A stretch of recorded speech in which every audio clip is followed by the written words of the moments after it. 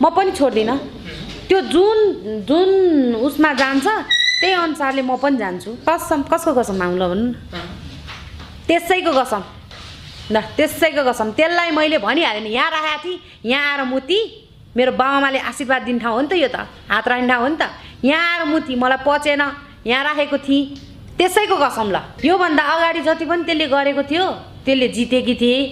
अब म जस्तो लेडीको हातमा फेला परी होइन, केटामा बाबु छेत्री भन्ने दाईको जस्तो मान्छेको हातमा फेला परी नि त होइन।